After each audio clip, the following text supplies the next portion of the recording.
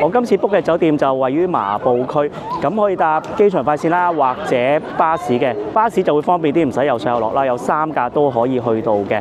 咁就喺個叫孔德站嗰度落就 OK 㗎啦。咁我架車呢，就係6015，其實有幾架都得嘅。你去到直接同佢講話去麻鋪孔德站嗰度落就得啦。麻布站下一個站就係孔德啦，就係我酒店嗰個位啦。個 leg room 都好大，仲有得晾腳添啊，爽啊！ A few moments later， 就喺呢個巴士站落車，酒店就係 exactly 對面呢座啦。講錯咗，係頭先我指住嗰棟大廈嘅後邊，就係呢個啦。酒店一出嚟呢個位，呢度有個電樓梯啦，一落呢，就係孔德站㗎啦，所以非常方便。機鐵呢，其實都可以去到呢個位嘅，不過呢，就要上上落落麻煩啲，我就覺得搭返機場巴士會方便啲。大家記住呢，要搭 lift， 跟住上去9樓嘅。呢度就係同埋啲 office 一齊共用嘅，都幾舒服嘅呢個位。咦，我見到佢有啲好似啲浴袍咁樣嘅喎。呢啲係另外再買嘅，應該係鞋啊嗰啲，佢自己都有出呢啲嘅喎，香薰嗰啲，哇都幾識做生意。同埋呢度最正咧，佢有個啡粉㗎，迷你版啡粉，你唔使出去出邊都得。咁但係咧，佢就去到凌晨1點嘅啫。呢度有個 Money Exchange 嘅機啦。有啲人咧會中意用一個叫做 Wow Pass 咧，咁呢度都有嘅。咁你可以如果之前申請咗喺度攞啦，或者喺度唱錢啊嗰啲都 OK 嘅。我自己就冇啦。酒店會免費提供呢啲轉換插嘅，因為韓國嘅插頭係咁樣嘅。呢個就係健身室，哇！睇下先，都幾開揚幾大嘅喎。佢個走廊 design 幾得意喎，磚牆嚟嘅。咁同埋個走廊係灰色通。房間大概280尺，入到嚟呢度呢，我嘅左手邊就係衣櫃，咁度有啲衣架嗰啲啦，有拖鞋啊。另外有風呢個熨斗嚟嘅，係啦。咁另外啲夾萬啦，係呢個冇嘢嘅。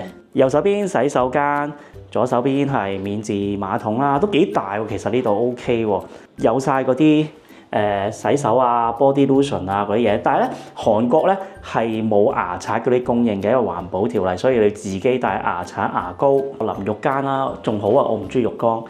有 rain shower。韓國所有酒店都冇一次性嘅用品㗎啦，呢啲沖涼液嗰啲全部。跟住跟我過嚟啊！嗱，呢度咧就係啲茶杯啊等等啦。咁有個雪櫃，應該冇嘢㗎啦。係有2支水。右手邊呢個係書台或者化妝間，都幾正喎，有埋鏡啱晒你啊！咁同埋咧，佢呢度有晒嗰啲插蘇啊，呢啲係香港英式制式嘅 USB 啊、HDMI 嗰啲全部都有。跟住呢度有個貴妃椅啊，可以食嘢嘅。如果佢大啲咧，張台就好啲啦。咁另外就係呢個床啦，幾舒服。兩邊都有床頭櫃嘅，同埋呢個係韓式嘅插蘇，所以頭先我攞咗個插蘇啦。可惜個電視細咗啲。今日嘅天氣大概6至7度到啦，佢哋都係開暖氣嘅。如果你話暖氣太熱咧，呢間咧有個好處嘅，可以開窗㗎。佢話你可以閂咗佢，開窗都得。哇，咁啊爽好多啊！我 book 咗3晚，for 翻大家參考，大概1000蚊港幣一晚。嗱，喺酒店咧後邊呢個位咧，其實都好多嘢食㗎。呢度就冇明洞啊嗰啲咁旺嘅，靜啲嘅。不過咧，其實都多嘢食啊！呢條街咧，我見都好多㗎，所以都好方便。食飽行下韓國71，睇下同日本嗰啲有咩唔同。韓國咧好興呢啲嘅喎，呢啲一包包啲咖啡，自己再加嘢㗎，果汁啊嗰啲咯。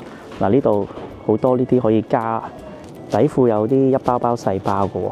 佢哋好中意咧啲杯麵咧，跟住加餸啊，加呢啲腸仔啊咁樣。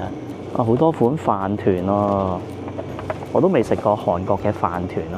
韓國嘅杯麵啦，同埋粥，咁啊其他差唔多。我諗呢啲可能係759都大部分見過晒㗎啦。韓國最正好多無糖嘅飲品啊，好多都係 zero 啊咁樣咧，啱晒我啊！好多款杯麵啊，不過大部分都見過晒㗎啦。酒店呢間啡粉仲多嘢賣喎，有依家最興嘅杜拜朱古力喎。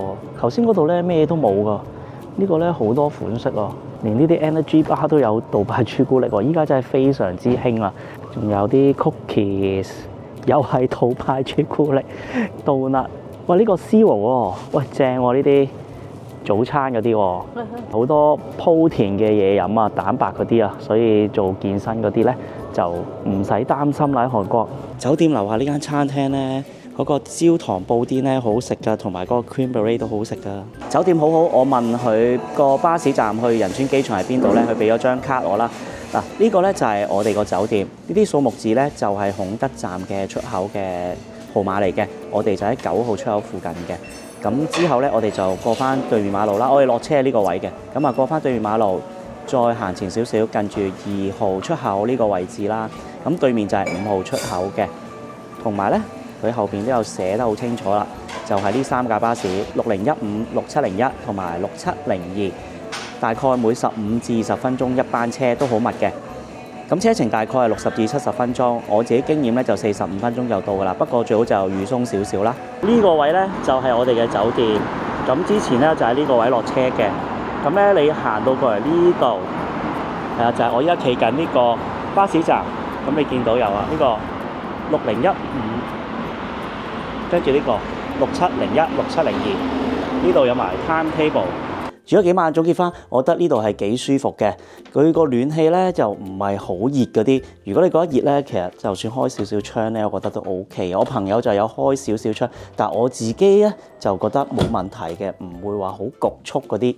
仲要呢個位置非常方便啦，機場巴士一落行過對面就係啦，咁啊翻去亦都係啦，同埋樓下就係地鐵站。